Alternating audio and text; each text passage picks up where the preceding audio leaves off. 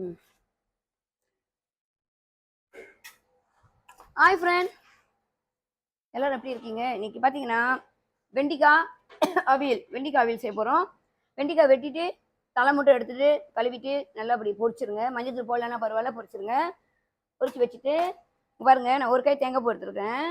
ஒரு கை தேங்காய் பூ, கொஞ்சோண்டு மஞ்சள் தூள், இந்த ஸ்பூனில் கொஞ்சமாக மஞ்சள் பாருங்க, ஒரு 8 ஊசி மிளகா, 10 பச்சை மிளகா, இது அரை கரண்டி சிறுஞ்சீரகம்.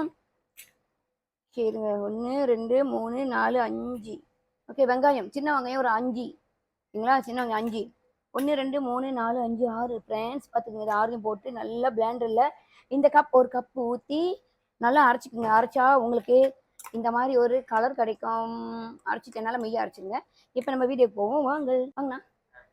ஓகே ஃப்ரெண்ட்ஸ், கொஞ்சோண்டு கடுகு போட்டுக்குங்க. அதுக்கப்புறம் கருப்பில் கொஞ்சம் போட்டுக்குங்க. படப்படன்னு வெடிக்குது. நல்லா வெடிக்கும் போது மூஞ்செல்லாம் படம், கவனமாக வெடி. ஐயோ டேய், இப்படி பண்ணுறா மனசு ஃப்ரெண்ட்ஸ், நல்லா படுது. ஓகே ஃப்ரெண்ட், இது அப்படியே ஊற்றுங்க. ஊற்றிக்கிட்டே இருங்க. நல்லா கொதிக்க விடுங்க ஊற்றிட்டு. ஓகே ஃப்ரெண்ட், பார்த்தீங்கன்னா நல்லா கொதிச்சிருச்சு. நம்ம அரைச்சி ஊற்றின பச்சை மிளகா, ஊசி மிளகா, தேங்காய் பூலாம். இப்போ நம்ம வெண்டிக்காய் போட்டுக்குவோம். ஆல்ரெடி இந்த வெண்டிக்காவை நான் பொரிச்சிட்டுன்னு உங்களுக்கு தெரியும். பொரிச்சிட்டு போட்டுட்டு வெண்டிக்காய் போட்டுட்டு நீங்கள் என்ன செய்யலாம், கொஞ்ச நேரம் அப்படியே கொதிக்க விடுங்க. ஓகே ஃப்ரெண்ட், இந்த ஸ்பூனில் ஒரு ஸ்பூன் உப்பு போட்டுக்குங்க. நிறையா ஒரு ஸ்பூன் உப்பு போட்டு நல்லா கிண்டிட்டு கொஞ்ச நேரம் அப்படி ரொம்ப நேரம் வேண்டாம் ஃப்ரெண்ட். ஏற்கனவே வெண்டிக்காய் நல்லா வெந்துருச்சு. ஒரு 5 நிமிஷம் அப்படி கிண்டி விட்டு விடுங்க.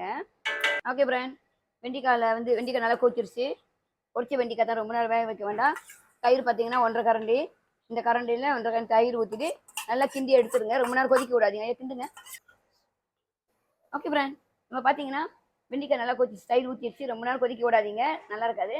இது அப்படி நீங்கள் சாப்பிடலாம், எல்லா கறிக்கும் இது போட்டு சாப்பிடலாம். கொஞ்சம் கருவேப்பிலை போட்டுக்கிட்டேன் இன்னும் வாசனைக்கு. ஓகே ஃப்ரெண்ட், நன்றி. ரெஸ்டாரண்ட் ராஜேஷ். இப்போ வெண்டிக்காய் அவியல் ரெடி.